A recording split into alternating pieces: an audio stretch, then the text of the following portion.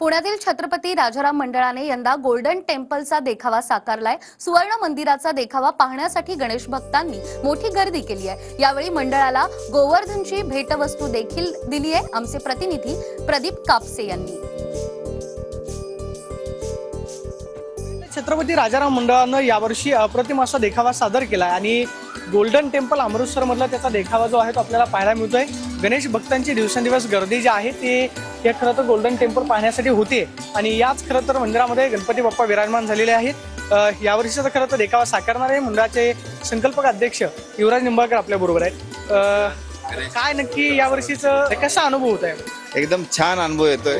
यावर्षी 133व्या वर्षात पदार्पण करताना मागच्या वर्षीच आम्ही डिक्लेअर केलं होतं की यावर्षी आपल्याला 555 गुरु नानक जयंती असल्यामुळं अमृतसर किंवा पंजाबमधला कुठला तरी एखादा गुरुद्वारा असेल, मंदिर असेल ते करावं। तर आम्ही त्याप्रमाणे मंदिर करण्याचा प्रयास केला।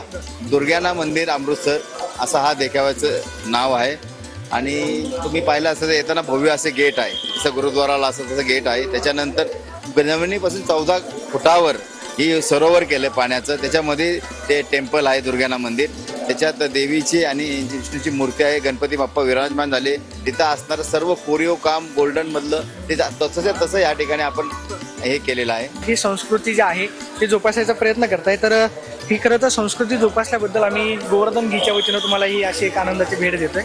धन्यवाद। तर आपण पाहतोय की गोवर्धन घी म्हणजे गाईच्या शुद्ध दुधापासून बनलेलं हे गोवर्धन घी जे आहे त्याच्यासोबत आपण गणेश उत्सव साजरा करतोय।